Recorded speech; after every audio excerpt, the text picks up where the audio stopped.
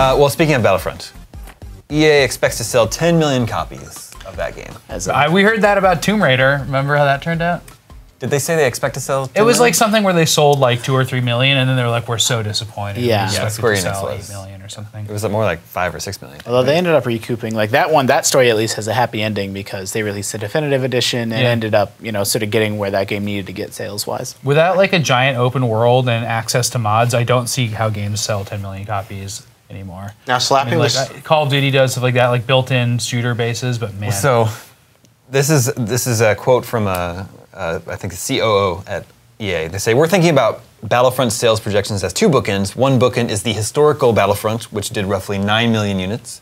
The other bookend is our first-person shooter franchise, Battlefield, which typically does around 15 million units." So if Battlefield does 15 million, then that's that's the thing. If Star Wars, if it's seen as a competitive shooter that people can like get into and like that attracts people, but I wonder if like are military shooters more popular than Star Wars shooters? Like that's a really weird matchup to think about. This is the year. That's what I was going to say. For Star Wars. 10 million sounds insane until you realize, like, try to put yourself in the mindset of what this December is going to look like. And Star Wars is going to take over the entire friggin' planet. Yeah, totally. And so, in the face of that, I don't know. I don't know whether 10 million is achievable or not, but there's no denying that this game, despite sort of the mixed reception, people are sort of rebelling against some of the news they're hearing about this game. It's still going to be a massive hit.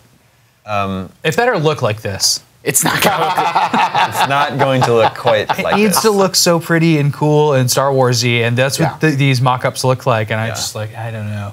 Yeah. I like how we recorded the Game Scoop about Battlefront 2 weeks ago, and Sam, you were saying, "Man, I'm so excited for them to talk about the campaign." And while we were in the Game Scoop, right then they announced, "Well, there's no campaign." Yeah, I guess that people are already telling me like, yeah, there was never good single player or never single player in Battlefront. But I played this PSP one a lot. I remember playing it alone, and they had like nice little kind of setups of scenarios that you'd like battle through, and like one would be like, you'd have to fly between these 2 things, and you'd get out of your ship, and then you'd fight in there and get back in your ship and fly around. It was like this big playground Battlefield thing. I really liked that about it. But and we'll do our due diligence. I think they'll have stuff like that. We'll do our due diligence with Critical on it. I mean, we're going to give it a good review and look at it thoroughly, let you know whether it's a good game or review. I mean, a well-constructed review. Yeah, I mean, I think a lot of people. I hope that was a misquote. But my point being, we will look at it diligently. It's already said they're I'm going to gonna give get Battlefront animated a good now. review. We're going to give Battlefront a good review. Yeah. We're going to give Battlefront a good review. We're going to look carefully at it, but that said, as careful as we are with it, I think a lot of people are going to look at this, and on opening day, they're going to see video of Darth Vader chopping up Ewoks, and they're going to buy it regardless. Yeah, I mean, I think that's a big part of this. There's a lot of really legitimate fan concerns where this is how many maps the old game had, the new game has fewer. This is how many characters could be in multiplayer, and this game now has a lower character cap, and on and on and on. Those comparisons can be made, which are completely valid. Like I understand all those concerns, but I kind of don't care. Like I kind of just want to see how the game plays. Because EA makes all their money off of digital things, and you will be downloading the expansions anyway. It's true. They'll nickel and dime you for character classes and stuff. But I mean, the point that I'm making is, I wouldn't use that term. Well, maybe. I think that's fair. And I think, but they're doing one that we know, right? Is that they're doing the tie-in to the Force Awakens, the Battle of Jakku, which is going to be free DLC, I believe. Yeah. That's been announced. It's already. Really, it's really easy to compare things by the numbers like that. Like this game had 15 maps, and this one has 11, and so I understand why people do this that. One's better, yeah.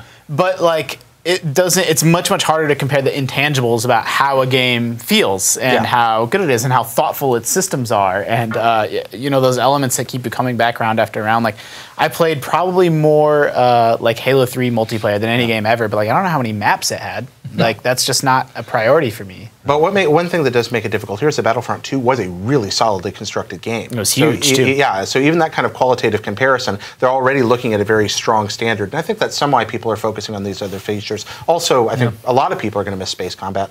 That was a really big deal in Battlefront 2, and have that gone. And there we're talking about not just a number of levels, but a gameplay mode that was a big part of the experience. Yeah, and I just miss Star Wars space combat in general. Like I'm just so dying for the current gen systems and PCs right now can do a Star Wars flight sim game in such an amazing manner. Oculus. Someone call up the Star Citizen guys. Just get them on it. Yeah. No big deal. Yeah, just put some TIE fighters in Star Citizen. It's fine. I'm good with that. That's such a good idea. I want that. Yeah, let's write that one down. Right now, write it down. Another hurdle it has to reach that 10 million benchmark is that there's no last-gen version. So just PS4, Xbox One, and PC. We're getting to the point where those are mattering less and less. It always feels that way. It's funny when seeing those last couple PS2 games come in. PS3. Crazy. Yeah, but you can look at the like last time. Right, sure. You can look at the There's install some weird bases, at the and I could see why you might be tempted to port it down. You know, No kidding. I have more casual gamer friends who had a 360 and they're just not interested in upgrading. But you know, if a new game like this came out to 360, I think. And you got to remember, like Dragon Age came out on last gen systems. Shadow of Mordor did too. Yeah. And like they're still being served. But again, on the other hand, with Christmas coming up, this huge movie coming, and maybe they're sitting there banking on the fact that people are going to go out and buy a console to play this big, beautiful Star Wars game. Yeah, I think this year is the year that those last gen. I don't think the expectation is there for there to be a last gen version anymore. Like with Dragon Age, I think enough people had not upgraded. Like last fall, 12 months ago, where it was like, yeah, you know, I think if you had a PS3 or Xbox 360, I would still expect to get, you know, a lot of the big sort of AAA games. But now, I don't know, like another year's gone by. I think it makes sense. I'm banking on the same thing EA is because I bought a Star Wars pinball machine last night. I'm going to be operating at the local pinball Which one? arcade. It's the Data East one from '92. Oh.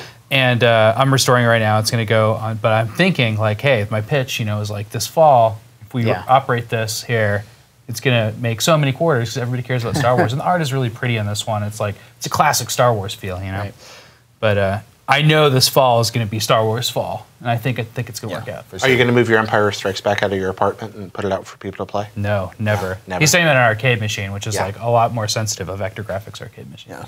Pinball can get knocked around, it'll be fine. Analysts note that this management team, the management team at EA, has earned a reputation for under-promising and over-delivering over the last 2 years. So they feel pretty confident that Battlefield could reach 10 million.